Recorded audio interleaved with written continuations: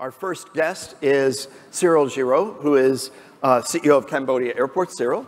Thank you very much. Thank you. Why don't we take a seat in the center? Thank you.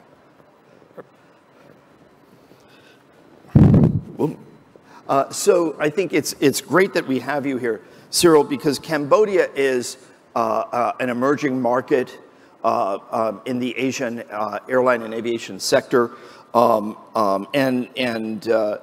you and your colleagues at Cambodia Airports have been doing an awful lot. You've been strategically partnering with companies, you've been embracing technology, and you have been a pioneer in sustainability.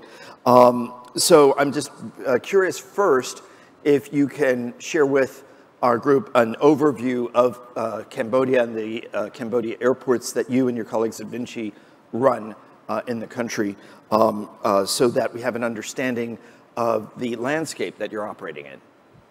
Fine, thank you very much. So actually, yeah, for giving you a few context about Cambodia Airports and Vinci Airports. So Cambodia Airports are part of the Vinci Airport group.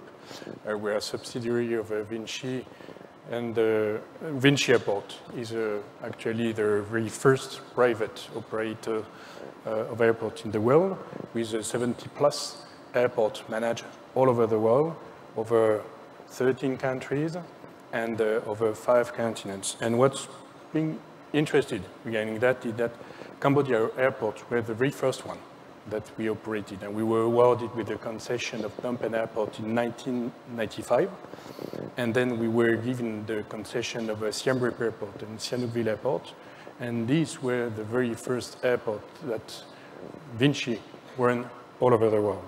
And that's what's pretty interesting, is that there is a proverb which says that a tree begins with a seed. In Cambodia was pretty much the seed for Vinci Airport in 1995, and then the network expanded with France, airports in France, airports in Portugal. Actually, we run the airport, all the airports of Portugal, Dominican Republic, and then the Americas, either South America, Central America, North America, back to Asia after we were awarded with the airports in Japan, Osaka, Kobe, and Itami. And as for the very last ones that we welcomed in our network, I can quote the Mexican export and Cape Verde Airport. And with the Cape Verde Airport, actually, we were in a capacity to put a foot into Africa. But coming back to the Cambodia Airport, actually, Cambodia Airports began in 1995 in the country and brought some development, economic development, tourism development. We are serving today at the 2 airports, international airports of Phnom Penh and Sihanoukville. In 2019, the airports we manage in Cambodia welcome roughly 11 million passengers. And as of today, in 2023, we were very pleased to have boosted the recovery, and in particular in Phnom Penh, where we reached roughly 5 million passengers when we were 6 million passengers in 2019 in Phnom Penh. Of course, to accommodating all the traffic that we manage in bringing into the place, we expanded our infrastructures, we expanded our facilities, and we roughly invested in the country about $1 billion since 1995, which makes us at the very first private European or Western investors in Cambodia. And as for, if we want to have a look on the traffic and the development of it that we brought to the country, we can see that in 1995, when we joined the country, it was roughly 1 million passengers who were welcome in the Phnom Penh airport. And after all the expansion and the development that we brought into the airports, into the country, we reached almost 11 million passengers in 2019. And the recovery as of today, after the COVID, is still on, but we are pretty pleased to be in the capacity to bring our expertise and our capacity to develop tourism in this country. So is the market in Cambodia growing? I mean, clearly the trend chart up through 2019 showed a lot of positive growth of boardings. How much of that is domestic originating or originating within Cambodia, and how much of that is international travelers visiting the country? Do you know offhand? Yes. Yeah. So most of the traffic in Cambodia is international one. We've got some domestic traffic, but it's a very minor part of the traffic of the international airports in Cambodia. The main route we've got today between Phnom Penh and abroad, I would say, is Bangkok, as I would say, either BKK or DMK. This is the very biggest route that we've got between the different international routes we've got. If we want to make a comparison with the traffic we had in 2019, we recovered the traffic on all routes but China, and in particular for Bangkok, or more generally for Thailand, Singapore, South Korea as well. We're above the 2019 levels, and we've got pretty dynamic and robust traffic on these routes, which is still developing as of today. And do you expect China to reopen or to start building back up soon? This is something which is pretty progressive. We had, at the reopening of China in January 2023, we had a pretty, I would say it was pretty fast for the relaunching of routes from Chinese airlines, with a lot of new destinations, a lot of routes which were launched. And after, the traffic is coming back progressively, but it's still something progressive.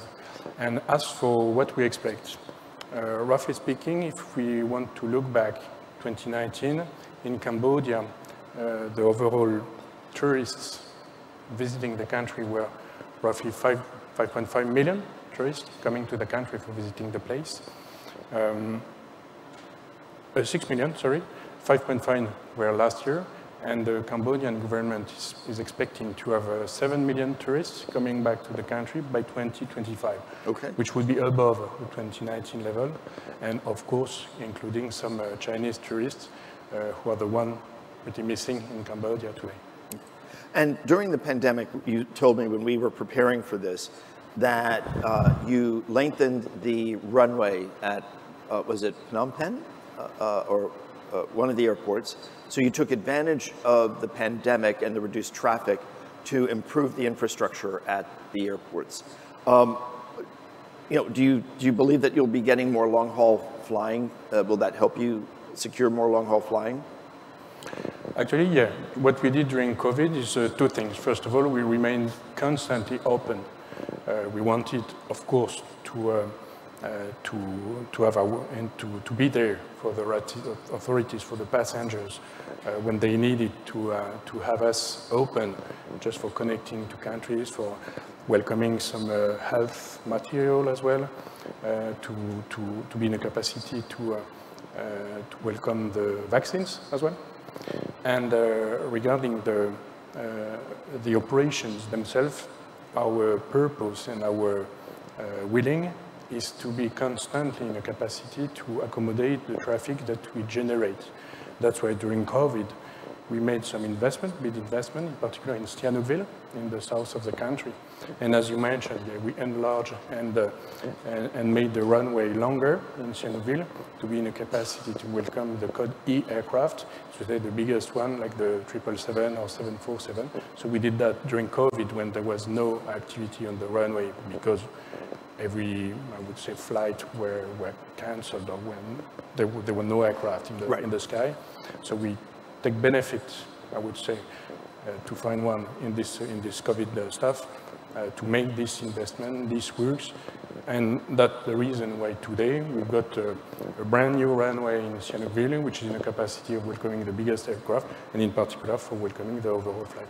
For Phnom Penh, we already had a runway in the capacity to welcome the biggest aircraft, the Code E aircraft, and that's what today we've reconnected with Doha, with Qatar Airways, and we are expecting other long-haul flights to come in the next coming month, and thanks in particular to the infrastructures we've got and the runway capacity. What about, I'm curious, the mix of cargo versus passenger flights?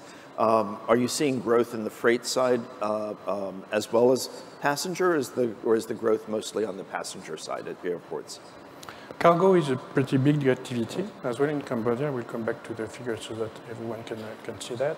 And the three pillars of the Cambodian economy are agriculture with rice, tourism, and textile. And as for textile, the country is importing a lot of textile for making it into cloth and to export them after this manufacturing step. And so that way the activity of cargo and freight is pretty high in our airport. Today we are back to the 2019 levels. We had even higher levels in the past years. 2 years ago we had higher levels for cargo than 2019, but today it's roughly stable and back to the levels of 2019. Okay. Now, one thing that you also shared with me is you are a pioneer of a lot of sustainability activities within Cambodia itself. You've been one of the first with a wastewater treatment system at your airports. So I'm wondering if you can share a little bit more about that, because you don't usually hear of airports as the pioneer of sustainability efforts in a country. Yeah, for sure. So globally speaking, we made a survey just before COVID, a few years before COVID, about our impact, socio-economic impact in Cambodia. And what went from the survey was two things that I can mention. First of all, if we have a look in the direct, indirect, and inducted activities we've got through the international Cambodian airports, we have generated roughly $3 billion per year of revenues. Again, for the direct activities, which is the activity of the airport and the airlines. Indirect activities, which are all the subcontractors that either the airport or the airline hire for performing their activities, and inducted activities, induced impact, which are the ones, for example, when you've got your family for work in the airport or for airline who comes to the country with the family needs to buy some food, some drinks, and go to a restaurant. And all this brings some induced activity as well. So all this represented roughly $3 billion injected into the economy of the country. And we had also roughly 1.7 million jobs generating by the activity of Cambodia international airports, again, before COVID. So that the socio-economic footprint we've got in Cambodia, and irrigating both, of course, hospitality and tourism, but also retail, business travelers, transportation, textile, as I mentioned with the cargo, etc., etc. If now we have a deeper look on how this can also be organized in Cambodia, and specifically with the view of sustainability, I would mention three things. First of all, the social boost that we are in a capacity to bring, the role as a pioneer in environment, and the last thing I would mention would be also the role for the protection of heritage and the caring of population.